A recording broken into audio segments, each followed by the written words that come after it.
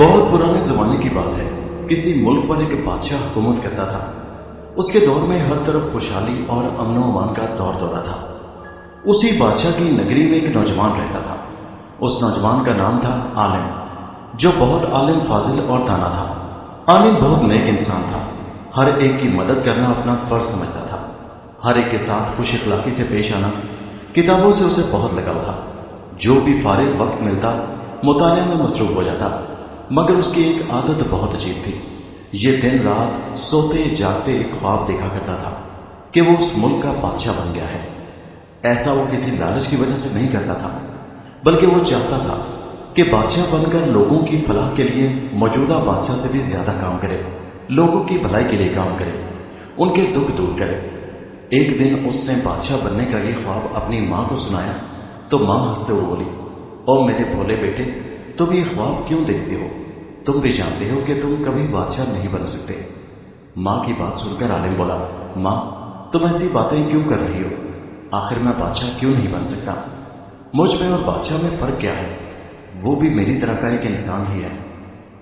ماں نے اسے سمجھایا کہ ہم غریب لوگ ہیں اور غریب کو بادشاہ بننے کا کوئی حق نہیں، نہ وہ بادشاہ بن سکتا ہے۔ ماں کی بات بھی عالم کو مطمئن نہ کر سکی اور وہ بادشاہ بننے کے خواب دیکھنے میں مصروف رہا۔ اس نے اپنے اس خواب کے متعلق نہ صرف اپنی ماں کو بتایا، بلکہ اپنے ہر جاننے والے سے بھی اس کا ذکر کیا۔ لوگ اس کی بات کو دیوانے کا خواب سمجھ کر مسکرا کر چپ ہو رہے تھے۔ کچھ عرصے بعد اس کے خواب کی شہرت چاروں طرف پھیلنے لگی۔ جہاں چار لوگ اکٹھے کھڑے ہوتے، وہ عالم کے اس خواب کے متعلق باتیں کرنے لگتے۔ ہوتے ہوتے بادشاہ کے کانوں تک بھی اس خواب کی خبر پہنچ گئی۔ بادشاہ نے عالم کو فوراً اپنے دربار میں حاضر کرنے کا حکم دیا۔ ہر کارے دوڑے اور تھوڑی دیر بعد عالم کو پکڑ کر بادشاہ کے سامنے پیش کر دیا گیا۔ بادشاہ نے گہری نظر سے عالم کی طرف دیکھا اور پھر کہنے لگا، میں نے سنا ہے کہ تم بادشاہ بننے کا خواب دیکھ رہے ہو اور لوگوں کو بھی اس کے متعلق بتاتے رہتے ہو۔ عالم سر جھکا کر بولا، جی بادشاہ سلامت، آپ نے بالکل درست سنا ہے، مگر تم یہ خواب کیوں دیکھتے ہو؟ کیا تم نہیں سمجھتے کہ بادشاہ بننا بہت مشکل کام ہے؟ تخت پر بیٹھنا صرف بادشاہ کے بیٹے کا حق ہے، اور تم یہ کیسے توقع کر سکتے ہو کہ تمہارا شاہی خاندان سے کوئی تعلق نہ ہو اور تم آ کر بادشاہ بن جاؤ؟ بادشاہ سخت لہجے میں بولا تو عالم دھیرے سے بولا، بادشاہ سلامت، میں یہ سب بہت پہلے سے ہی جانتا ہوں، لیکن بادشاہ بھی میری ہی طرح کے انسان ہوتے ہیں۔ سب انسان برابر ہیں، اس لیے ہم دونوں ایک ہی طرح پیدا ہوئے ہیں، اسی طرح ہم برابر ہیں۔ اس لیے کہاں ضروری ہے کہ تخت باپ سے صرف اس کے بیٹے کو ہی ملے، کسی اور کو نہیں؟ عالم کی یہ بات سن کر بادشاہ سے کوئی جواب نہ بن پایا۔ وہ چند لمحے خاموشی سے سوچتا رہا، پھر عالم سے کہنے لگا، تمہاری بات میرے دل کو لگتی ہے۔ اگر تم اس ملک کے بادشاہ بننا چاہتے ہو، اپنے خواب کو سچا کرنا چاہتے ہو، تو تمہیں میری 4 شرائط پوری کرنا ہوگی۔ ان میں سے 3 تو سوالات ہیں جن کا جواب دینا ضروری ہے، اور چوتھی شرط ایک عمل ہے جسے تمہیں پورا کرنا ہوگا۔ اگر تم یہ 4 شرطیں پوری کر دو، تب تم میرا تخت و تاج حاصل کر سکتے ہو۔ بادشاہ کی بات سن کر عالم کے ہونٹوں پر مسکراہٹ کھیلنے لگی اور وہ بولا، میں نے بہت سی کتابیں پڑھ رکھی ہیں اور اس دنیا میں ایسا کوئی سوال نہیں جس کا جواب مجھے معلوم نہ ہو، اور ایسا کوئی کام نہیں جو ایک انسان مکمل نہ کر سکے۔ بادشاہ بولا، تو پھر سنو میرا پہلا سوال۔ فرض کرو میرے پاس ایک ڈبہ ہے جس کے اندر ایک اور ڈبہ ہے، اور اس کے اندر ایک اور ڈبہ ہے۔ یہ تیسرا ڈبہ ایک مضبوط دھات سے بنا ہوا ہے، لیکن جب اس دھاتی ڈبے کو کھولا گیا تو اس کے اندر سے کچھ نہ نکلا۔ اس کا کیا مطلب ہے؟ دوسرا سوال یہ ہے کہ اگر کوئی خواب دیکھے کہ ایک سنہری دشت میں مشروب سے بھرے 2 پیالے رکھے ہوئے ہیں، ان میں سے ایک میں میٹھا شربت ہے اور دوسرے میں زہر ہے، اس کا کیا مطلب ہے؟ اور تیسرا سوال یہ ہے کہ اگر میری بیٹی شہزادی کے پاس ایک چاندی کی تشتری ہے جس میں ایک مردانہ گڑیا اور ایک زنانہ گڑیا رکھی ہوئی ہے، اور ان کے درمیان ایک چاندی کی انگوٹھی پڑی ہوئی ہے، تو ان چیزوں کا کیا مطلب ہوگا؟ ان 3 سوالوں کے جواب دینے کے بعد تمہارا کام ہوگا کہ تم ایک ایسا شاندار مینار تعمیر کرو جو اپنی خوبصورتی اور مضبوطی میں یکتا اور بے مثال ہو۔ ان شرائط کو پورا کرنے کے لیے وقت کی کوئی قید نہیں۔ تم چاہے 3 دن، 3 ہفتے یا 3 مہینوں یا 3 سال میں ان کو پورا کرو، مجھے کوئی مسئلہ نہیں۔ جب تم ان شرائط کو پورا کر لو گے تو تخت و تاج تمہارا ہو جائے گا۔ جب بادشاہ نے اپنی بات مکمل کی تو عالم کہنے لگا، بادشاہ سلامت، آپ نے جو سوالات مجھ سے پوچھے ہیں ان کا جواب دینا میرے لیے کوئی مشکل نہیں، مجھے وقت کی ضرورت نہیں۔ اب میں ان سوالوں کے جوابات آپ کو بتاتا ہوں۔ آپ کا پہلا سوال ہے ایک دھاتی ڈبے کے متعلق جو ایک بڑے ڈبے کے اندر ہے، اور وہ بڑا ڈبہ خود ایک اور بڑے ڈبے کے اندر ہے، اور جب اس دھاتی ڈبے کو کھولا جاتا ہے تو اس کے اندر سے کچھ بھی نہیں نکلتا۔ ڈبے کے اندر ڈبے سے مراد شاہی خزانہ ہے، اور حقیقت یہ ہے کہ خزانہ اس وقت بے جائے اخراجات کی وجہ سے خالی ہے۔ دوسرے سوال میں آپ نے 2 پیالوں کے متعلق پوچھا ہے، جس میں ایک کے اندر شربت ہے جو میٹھا ہے اور دوسرے پیالے میں کڑوا زہر ہے۔ یہ دونوں پیالے ایک سنہری تشتری میں رکھے ہوئے ہیں۔ یہ سنہری تشتری آپ کا شاہی تخت ہے، اور شربت سے مراد آپ کی طبیعت کی مٹھاس اور حلاوت ہے۔ زہر سے مراد بادشاہت کی سختی ہے، جس کے بغیر امن و امان قائم رکھنا ممکن نہیں۔ تیسرے سوال میں آپ نے پوچھا ہے کہ شہزادی نے ایک نقرئی تشتری میں 2 گڑیاں رکھی ہیں اور ان کے بیچ میں ایک چاندی کی انگوٹھی رکھی ہوئی ہے۔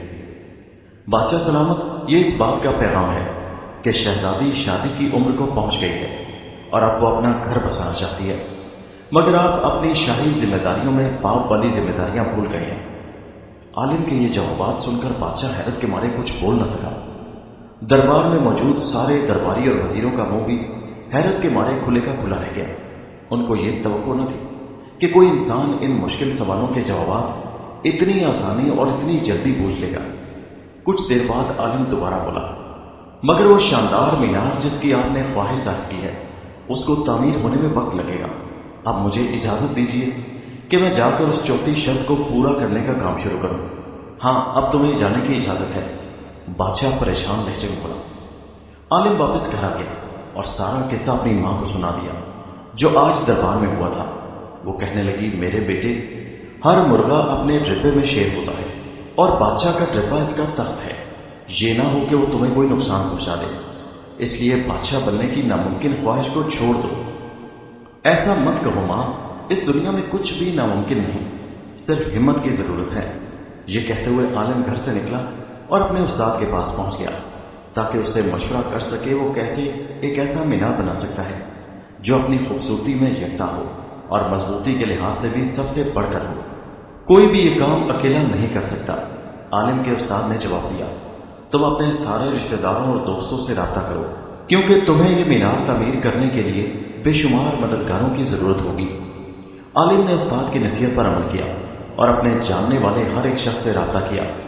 چونکہ وہ خود سب کی مدد کرتا رہتا تھا، اس لیے ہر کسی نے اس کی مدد کرنے کی حامی بھر لی۔ کچھ لوگوں نے اسے پتھر اور دوسرا عمارتی سامان دیا۔ بہت سے لوگ اس کے ساتھ بطور مستری اور مزدور کام کرنے کو تیار ہو گئے۔ سب کی دن رات کی محنت سے یہ مینار 3 مہینے میں مکمل ہو گیا۔ دوسری طرف بادشاہ مطمئن تھا کہ عالم سے یہ چوتھی شرط پوری نہ ہو پائے گی اور وہ بادشاہ بننے کا خواب چھوڑ دے گا۔ مگر جب اس نے 3 مہینے بعد بادشاہ کے دربار میں پہنچ کر بادشاہ کو یہ بتایا کہ اس نے چوتھی شرط پوری کر لی ہے اور ایک ایسا مینار تعمیر کر دیا ہے جیسا وہ چاہتا تھا، اب وعدہ پورا کرنے کی باری بادشاہ سلامت کی ہے، تو اس کی بات سن کر بادشاہ تنگ رہ گیا۔ وہ اپنی جگہ سے نہ چاہتے ہوئے بھی اٹھا اور جا کر مینار کو معائنہ کرنے لگا۔ سارے وزیر بھی اس کے ہمراہ تھے۔ مینار بالکل اس کی خواہش کے مطابق تھا۔ اتنا شاندار مینار دیکھ کر بادشاہ حیرت سے کہنے لگا، تم نے یہ سب کیسے کر لیا؟ عالم مسکراتے ہوئے بولا، بادشاہ سلامت، پہلے تو آدمی کو یہ سمجھنا چاہیے کہ وہ کر کیا سکتا ہے، پھر یہ سمجھنا چاہیے کہ دوسرے اس کی مدد کیسے کرتے ہیں۔ جب سب مل کر کام کریں تو کام آسان ہو جاتا ہے۔ اب بادشاہ کو احساس ہوا کہ عالم اس کی توقع سے زیادہ زیرک اور ہوشیار آدمی ہے۔ اب وہ سوچنے لگا کہ اس عالم سے اپنے تاج و تخت کو کیسے بچائے کہ جو شرائط اس نے رکھی تھی وہ تو عالم نے سب پوری کر دی۔ کچھ سوچ کر اس نے عالم کو اس طرح سے قتل کرنے کا فیصلہ کر لیا تاکہ کسی کو شک بھی نہ ہو۔ پھر وہ عالم سے کہنے لگا، بہت اچھا، میں تمہیں بادشاہ بنانے کو تیار ہوں، لیکن یہ سب ایک بہت بڑی دعوت میں ہوگا جس میں بہت سارے لوگ مدعو ہوں گے۔ دعوت والے دن شاہی محل کا دعوتی حال لوگوں سے کھچا کھچ بھرا ہوگا۔ ہر مہمان کی تواضع سونے کے پیالوں میں شربت سے کی گئی۔